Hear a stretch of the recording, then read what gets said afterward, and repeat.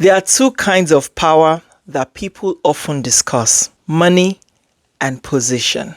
But there's a third kind that money and position are dependent on, which is often overlooked but decides the direction of people's lives without raising its voice.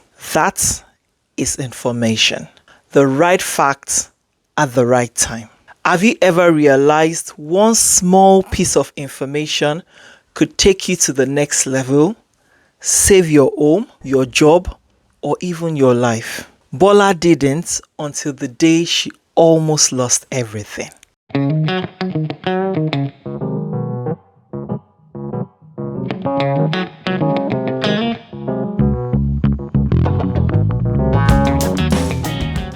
Hi everyone, my name is Remilekun Idowu and welcome back to our storytelling corner where real life lessons meet suspense, reflection and hope. To my returning family, thank you for riding with me again and again. And if you're new here, trust me, today's story will grip you from the beginning to the end. Don't forget to subscribe, like, comment, and share. And if you've missed my previous powerful stories, check the playlist link above your screen. Now let's dive into the reason why we are here, which is the story about the power of information. Without wasting much of your time, let's get into it.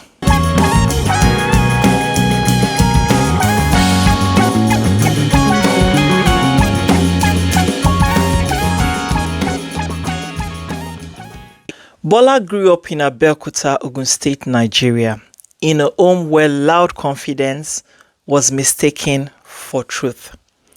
If somebody said, "I am sure," they believed them. Her father once signed a simple agreement with a neighbor to fence a portion of their land.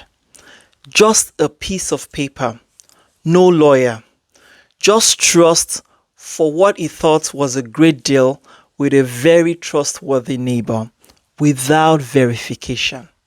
Months later, that neighbor claimed part of their land and built a shed that pushed into her father's property. That signed paper suddenly became law and proved the shed was in the right place. Even at that young age of 12, Bola learned the hard way that information isn't noise, it is power. And if you don't know, you pay. That lesson never left her. Years later, Bola and her husband Femi moved abroad. They had a daughter, Suri, and a quiet dream: to save for a small town house, a place with a yard for their little girl. Life was tough. Shift jobs, daycare costs, groceries that stretched longer than paychecks, but they kept moving. Then, one morning, everything shook. A white envelope. Notice of termination of tenancy. The landlord's excuse: his son needed the unit.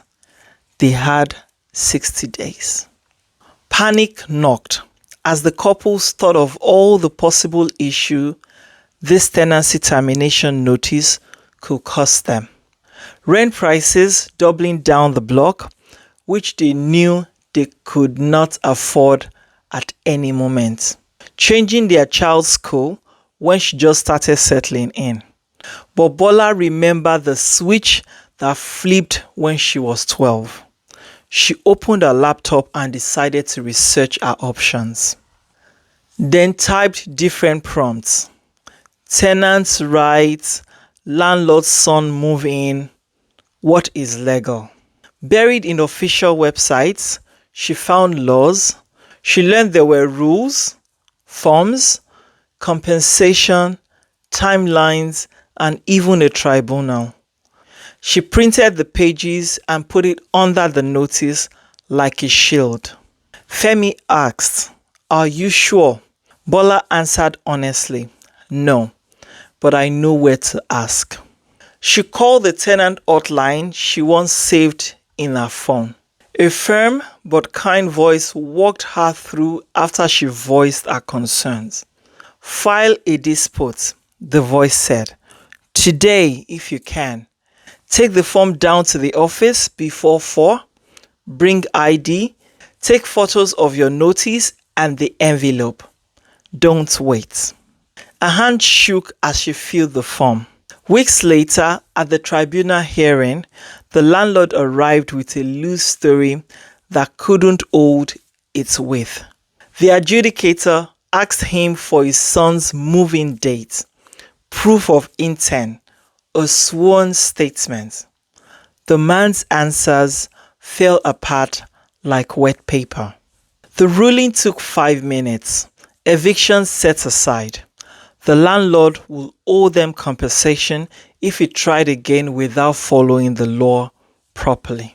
Working out, Bola thought, panic bows when information stands tall. She became deliberate about keeping information. She built a small folder on her phone called Life and kept links. Tenant laws, healthcare numbers, tax credits, school programs, job boards she trusted, scholarship deadlines, a PDF that explains what to do when a bill looked wrong. Most of it she barely touched. But like a first aid kit, the comfort wasn't in using it. It was in knowing it was there, stocked, and that she remembered where. But life wasn't done testing her. At home, her daughter brought a permission slip for a science trip. Money was tight and Bola really wanted her daughter to experience the trip. But she was torn between prioritizing a few bills that was due that week or letting her daughter go for that trip. Bola remembered seeing something online. Their city subsidy for families. 10 minutes on the portal, she found that she was eligible, then uploaded the required documents. 2 days later, she got the confirmation that the science trip would be paid for, plus swimming lessons. At work, rumors of layoffs spread. Instead of waiting, Bola used a library card to book a career advisor, enrolled in free online courses, updated her resume, and joined online communities with great minds. 4 weeks later, she got a recruiter's call. When her company finally announced restructuring, Bola already had a better job in her hand. This was another learning point for Bola, that information doesn't fix everything, but makes despair a shorter season. Bola's mom was visiting then and then developed a cough. I'm fine, her mother insisted. Bola called the nurse hotline anyways. Within hours, doctors discovered something serious. Something that could have turned fatal if ignored. The right call at the right time saved her mother's life. One evening in July, the neighbor hosted a neighborhood night. Tables with community groups, free popsicles, a magician who worked too hard for children who stared with the straight faces of small judges. Bola stood by the display labeled, "Information is power. Prove it." People were invited to write a moment on sticky notes when a fact saved them money, time, or tears. The board filled up faster than anybody expected.